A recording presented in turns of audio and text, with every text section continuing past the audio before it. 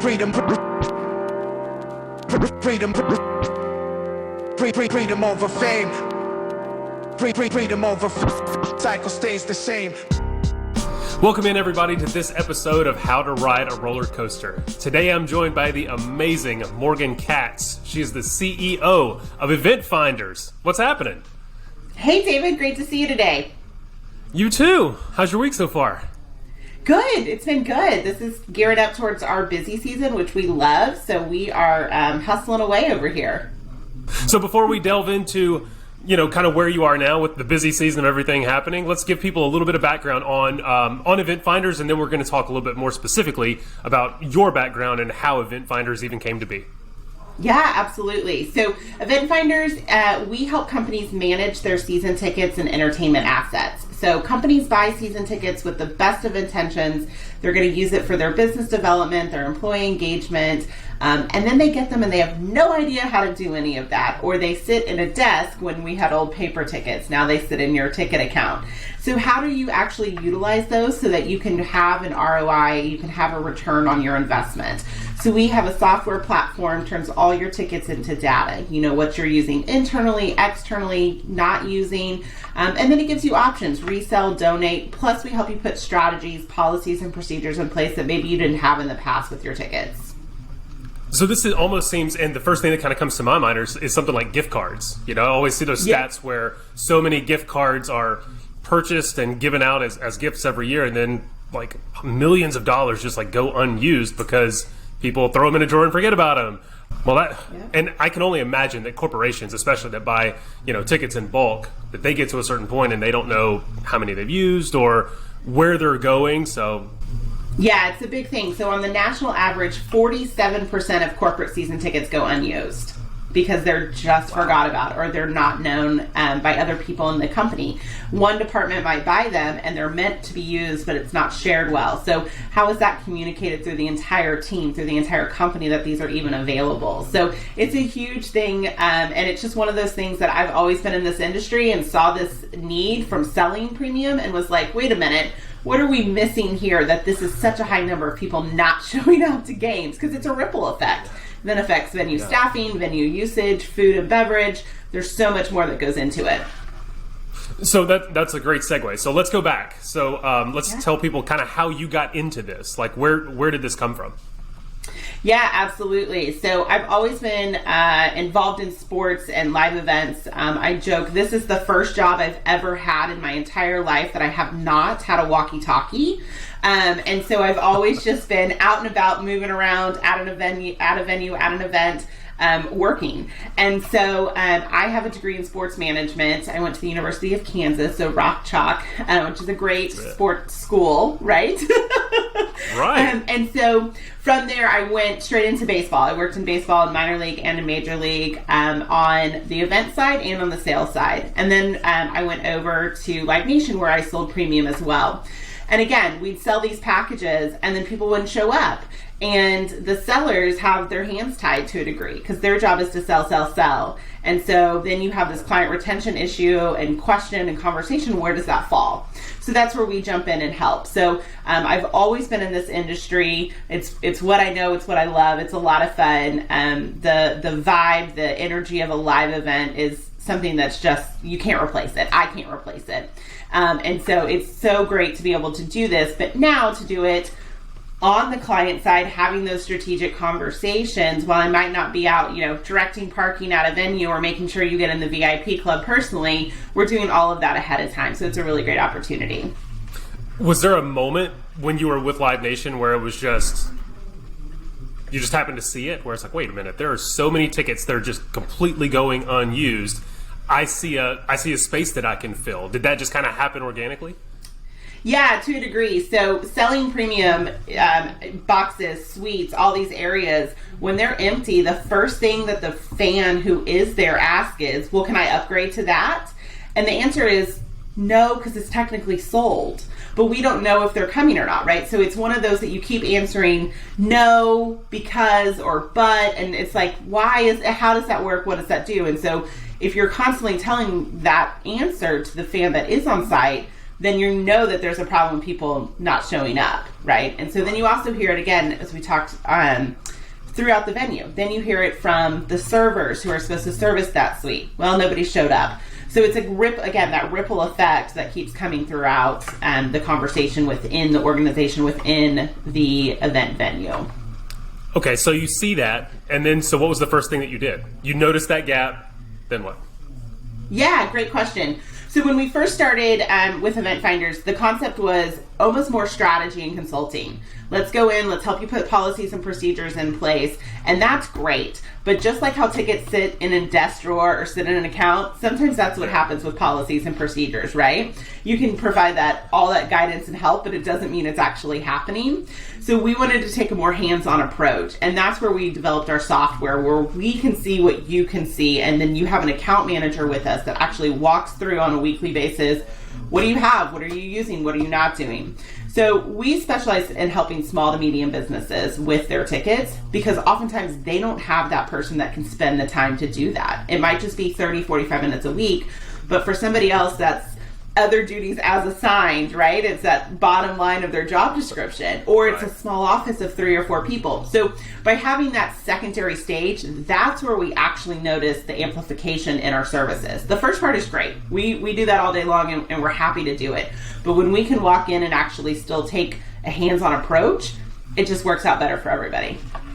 And you mentioned that 47 or 48% typically go unused. So I would assume that for a small to medium-sized business, I mean, that's a money saver right there.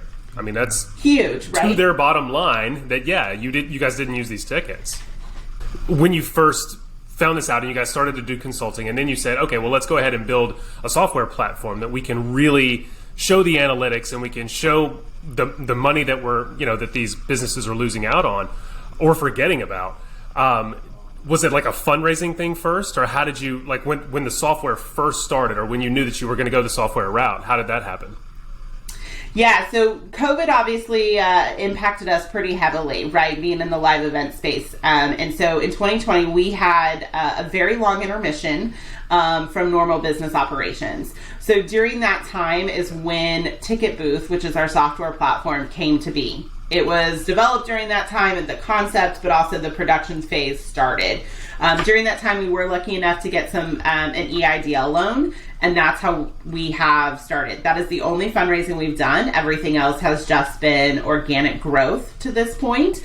And so it's really exciting to see that and to be able to continue to grow at a steady rate where we're able to have that organic growth, but also still be comfortable where we sit.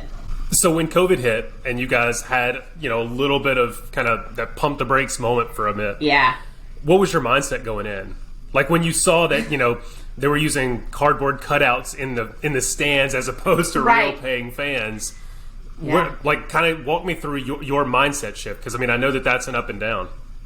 Yeah, absolutely. So the timing was crazy. So in February of 2020, I actually had a daughter, and so she was born. I had taken about 10 days of maternity leave, and then I had come back in March 1st. And through that, COVID happened middle of March, right? So it shut down. So I was like, great, I'll just actually get a couple of weeks off with my little girl. Perfect. Little did we know what that ramification was actually going to be and how long that was going to last, right? So, what we tried to do was be as best of a resource for our clients as we could be, so that the reward would come on the back end. And what I mean by that is a lot of teams were very generous and played nice and said, we're just going to pause everything. We'll come back to you when we actually have an answer. Don't worry about payments. Don't worry about contract terms. Like, everybody's in an unknown world. However, there were some teams that still said, we want full payment for the season. There's no questions. There's there's nothing to work with you as the customer on. So we tried to advise our customers as best as possible of what they could do, what they could not do, what that kind of looked like. Obviously not knowing all the outcomes, but how we could help in that world. The teams that played nice in the sandbox were heavily rewarded with renewals and everything in 2021 and 2022, if you look at the stats. The teams that did not have lost some serious long-term clients. through that. And that's kind of the approach we took. We would rather still be a resource, even if we're not technically generating revenue right now, for the future of the business. This wasn't a short game, it was a long game for us, right? And so we did that. We did a lot of contract negotiation, a lot of talking through what it actually looks like, what it doesn't, how do you extend your terms, what does that mean on your escalation if you've got an escalation in your contract of payments. All sorts of things is what we did. We do work nationwide, but most of our clients are in the South, where there were live events with fans in the fall, right? So in Texas, we had the World Series here, we had Cowboys games, we had National Finals Rodeo, all these things. So we were able to rebound in a sense of having some fans at events that we could still, earn a few dollars for to throw some money back in the bank account after a long intermission. I feel like that's a great spot right there. Communication and being a nice person. Company-wise, just be nice to those that you do business with, because the world has a fantastic way of showing that on the back end. Yeah, so one of our core values is honest, clear communication, and that's what you'll always get. Good and bad of what you want to hear sometimes on the client side and on our side. We'll take the hit when we have messed up, but we also will say, hey, now, this is actually how this, we want this relationship to look like. And so having that and just having our team know that I'm going to do that as a CEO, you can do that as the employee in a respectful manner, of course, but that we're going to communicate honestly and effectively, that's huge for how we operate. Yeah. And congratulations on your daughter also. Thanks. Yeah, for sure. I mean, we had our first son end of January 2020. So I feel like we're on a similar wavelength when it came to, hey, we have a month of this new baby, and then the world shuts down, and you're kind of, I don't know what we're doing, Right. Daycare was shut down. So, I mean, luckily enough, it was one of those amazing situations in time where we were actually able to spend every second of every day for months on end just at home with him. Yeah, if it were to happen now, that everything would be different. It would be home for a little while with maternity and then back to daycare. So yeah, it's so different. We have an 8-month-old, so he was born in December of 21, and it's just for her it was like a month nobody saw her, and then COVID, so nobody saw her for 4 or 6 months, and it's like this. Yeah. Our son was born 2 weeks before Christmas, and so we're like, here's the baby. It's just a completely different experience with him. I'm like, this kid's been out more than she was in her first 8 months or 9 months and 2 or 3 because of how the world was in 2020 when they were little. For sure. I mean, I don't think our son saw another person outside of our family. Yes. I don't think he saw anybody for 6 months. We would go to a mall or go to a grocery store once you actually could with the mask, standing in line. We would go into a grocery store, and he's just looking around like that because it's so bizarre. He's like, where am I? And who are these people? Yes, it's so crazy, the difference of each, their first years. I mean, dramatic changes. Totally. So what would you say to somebody who is looking to maybe get into something like this? So, sports fan, wants to get into something kind of like what you're doing, and I know that you have a lot on the ticket back end side, so you kind of had an eye out for that. So whenever you saw that gap, you said, hey, I can fill that gap because it's a need. But somebody else who's maybe trying to even get into the sports realm, what advice would you have for them? Yeah, absolutely. So there's a lot that has changed in sports because of COVID. So pre-COVID, sports and technology were definitely not friends, and they were probably 10 to 12 years behind in that industry. We have fast forwarded pretty dramatically, maybe 6 or 8 years in these 2 or 3 years. So there's a lot of opportunity to be in sports without working for a team, because that's a very different experience than being in the sports world. And so that's kind of, where does your passion lie? Is it understanding the fan experience? Is it the software? Is it the technology side of things? The media side of things? Or is it going into the games and feeling that energy? 2 very different worlds to approach and to go to. It's really interesting to see kind of what is being adapted well by the clients, by the customers going to the games. And so that'll dictate a lot of things. But if you see something, right, with all these changes, there's a huge potential and opportunity for new tech, new opportunities to start in the sports world because of all the changes, all the advancements that have been made over the last few years. It's really interesting talking, through everything of like metaverse and crypto and NFTs, and sports is all about it, right? Especially NFTs. But are the fans about it? That's the interesting thing. So what lies where and everything. But if you want to go the team side, there's a ton of opportunities, but it's a pay to play concept. You start low and you work your way in and you work your way up. Oftentimes teams will have sales academies, sales classes that you join for a semester for a couple-month program, and that's a great way to meet people, get your foot in the door, some great training and opportunities too. So that's how a lot of the professional teams manage their pipeline of potential employees and next steps for people. I mean, I remember growing up in Louisiana when I was younger, always been a huge sports fan, played sports my whole life, but originally, I wanted to do the same thing. I wanted to get into sports in some capacity. I think I always kind of had a vision for like a front office kind of thing, But it does seem like that was the main route. It was like you either go and start with ticket sales, or you start with vending, a concession or something like that, and kind of work your way up through a pro organization or a minor league organization. Or you kind of go the other route, which is like, you're a news or a sports writer, where you can kind of get into it a little bit from the back end of it.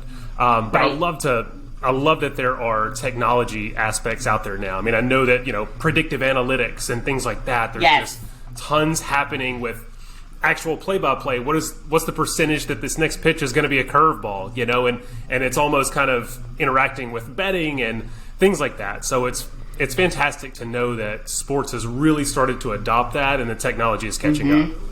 Yeah, absolutely. Even teams have their own analytics team now, from the marketing side of things to the player side of things. There's so much more. It's incredible what these teams produce. Some teams have 1, 2, or 3 employees for their entire analytics team, and then others have built out incredible multi-layer groups and organizations. So that is a huge part within the sports teams that is growing and changing right now. So cool. So what's next for Event Finders?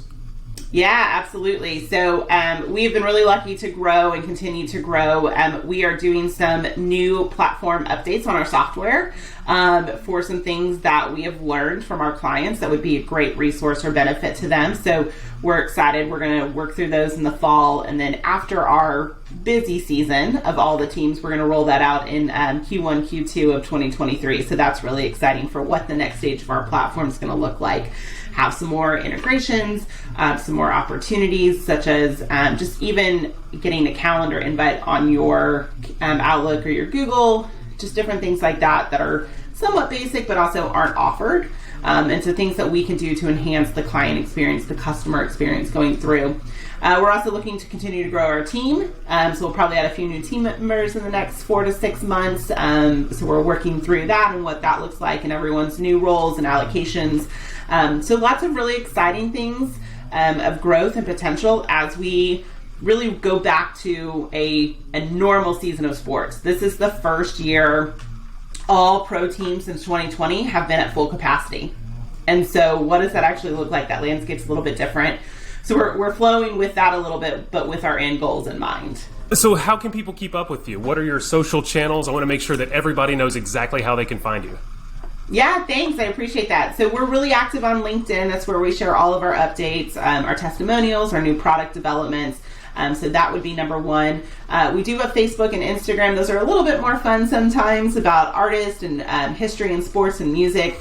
But for anything product related, we're going to be on LinkedIn and share that. Please, I'm happy to connect with anyone personally as well, or anyone on our team.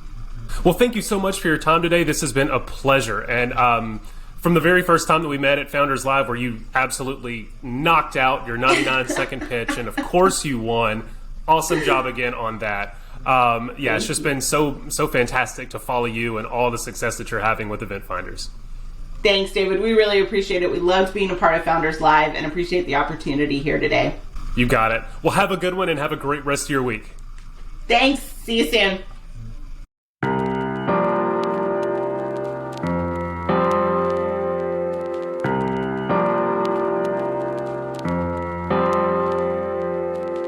freedom, freedom, freedom over fame, freedom over cycle stays the same.